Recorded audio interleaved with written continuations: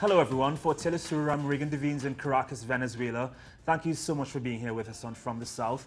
Our top story takes us to China, where the Venezuelan president Nicolas Maduro has arrived and is there to strengthen bilateral relations with the Asian giant. Maduro said Venezuela has forged a true cooperation partnership with China.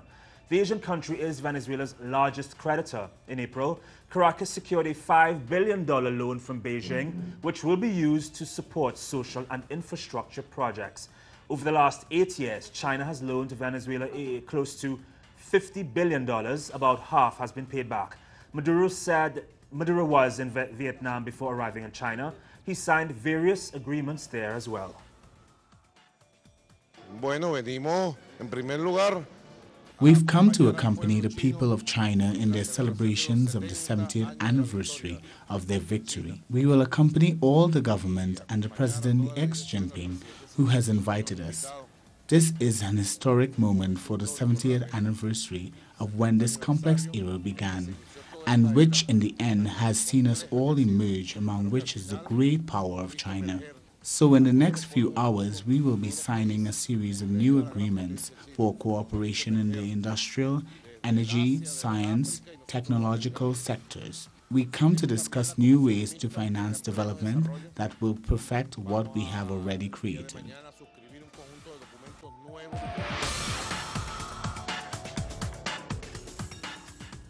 After months of in-depth investigations, the Venezuelan prosecutor's office announced that it has proven the guilt of jailed opposition leader Leopoldo Lopez. The officials have concluded that Lopez had publicly called upon his supporters to attack a government building back in February 2014. 6 government vehicles and a library were set on fire. The experts presented evidence of 700 messages sent by Lopez through his Twitter accounts before and after the protests. The conclusion is that he promoted violence that ultimately led to the deaths of 43 people. A sentencing against Lopez could be handed down in as soon as 2 weeks. Colombia failed to garner sufficient votes during a special OAS session in Washington to address the border issue with Venezuela. The final consideration was that this issue was an internal one that should be resolved diplomatically between the two countries. President Nicolas Maduro had ordered the closure of borders with Colombia, with claims that paramilitaries were operating in Venezuela by smuggling cheap food and gasoline across the border into Colombia for a high profit. Maduro said they were also involved in many other crimes. The border Venezuelan cities were affected by shortages, while the Colombian side enjoyed contraband at lower prices. In Guatemala, embattled President Otto Perez Molina is insisting that he is innocent. This statement comes after he refused to resign despite the corruption scandal hovering over his cabinet, which has already forced many ministers to resign. UN investigators have accused him of heading a massive fraud scheme, and a congressional committee recommended that the president be stripped of his immunity to face trial. The full congressional lower house will now vote on the resolution. 105 of 158 lawmakers have to vote yes in order for the trial to proceed. In Argentina, a human rights organization called the Grandmothers of the Plaza de Mayo has found the 117th person who had been abducted when she had been a baby under the dictatorship of Jorge Videla, which lasted from 1976 to 1983. 500 babies were kidnapped and over 30,000 people disappeared. The woman found was identified after a DNA test. She is 37 years old and her identity has not been disclosed to protect her privacy. Her parents had been arrested in 1977 and were never seen again. An opposition government in Ecuador has constructed a road that has caused irreversible environmental damage. Our correspondent Liz Sherfias filed this report. Over 470 hectares of primary Amazon forest have been destroyed in the Morona Santiago province of Ecuador. And as a result, the license the provincial government received to build the Tacuma-Taisha Road was revoked by the Ministry of the Environment for not meeting environmental norms. Some representatives from the ministry consider the actions of the provincial government to be ecocide. There are about 60 infractions of environmental code. For example, we can say that by opening the road and crossing into the protected forest, breaking the native vegetation coverage, that has a fringe effects, as we say in technical way, they cannot do this. The Ministry of the Environment had already suspended construction of the road, but despite this order, the provincial government of Morona Santiago continued building the road and breaking environmental norms. It was in June 2015 that the ministry released a report showing that the provincial government had not remediated the land and has negatively impacted flora and fauna, and they again revoked the license.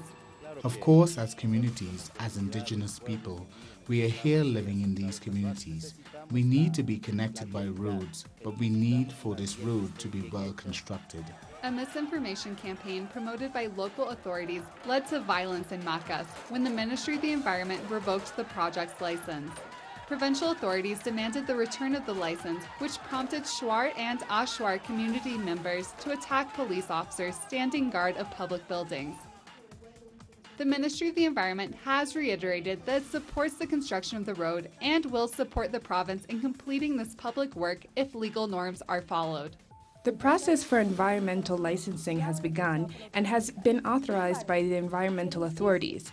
However, if the head of the provincial government insists that this road continues, and if he says that the former environmental license still needs legal resources, the Morona Santiago government has begun the paperwork to apply for a new environmental license for constructing the road, which would connect isolated communities of the region. Despite this, some authorities of the provincial government have said that they will move forward with the environmental license first issued in 2001. If this is the case, the Ministry of the Environment has said that they will take legal action against the provincial government to protect the flora and fauna of the region. Liz Sherfias, Telesur, Ecuador.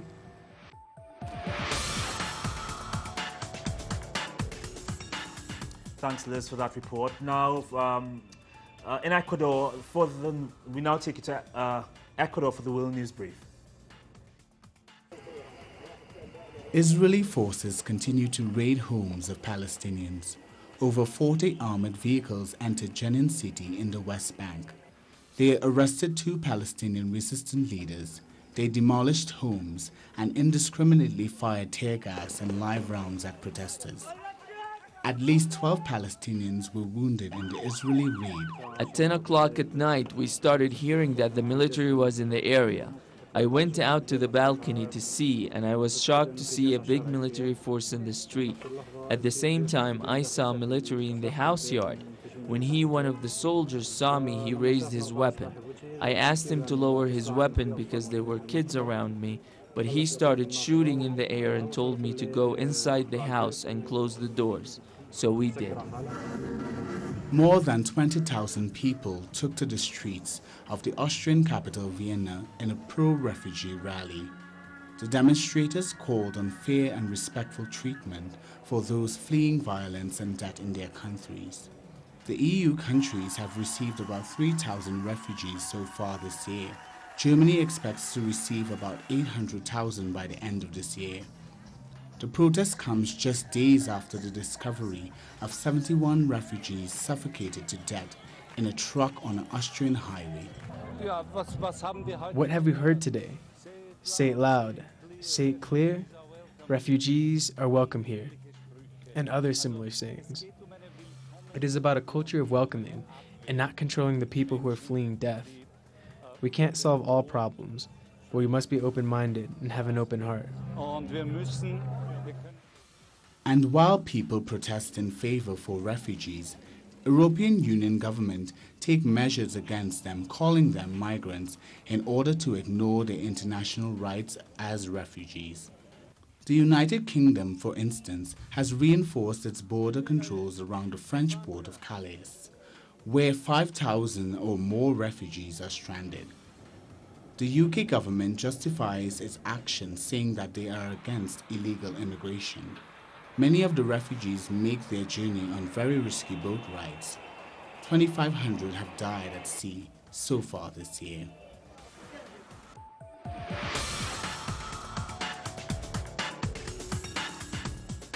Thanks to our news team in Quito, Ecuador for the World News Brief. Well, cookies made out of worm flour may not sound all that great to most of us, but some see the glass as half full, as the worms are rich in protein. In the Bolivian central region of Cochabamba, various people work with these worms. They put them in salt and water until they die. Then they are placed in an oven at about 120 degrees Fahrenheit to later be ground into flour. This flour, according to the makers, is very healthy. It is good against diabetes and increases cerebral activity. Asked how they taste, one maker said that she was skeptical at first, but after trying the cookies, she has found they taste as good as any other cookie out there.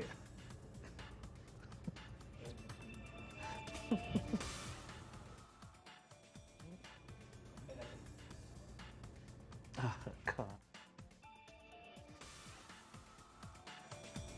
Yum, stuff. For more on these and other stories, please visit our website, telesurtv.net/English. For Telesur English, I'm Regan Devines. We'll have another news brief for you just after midday.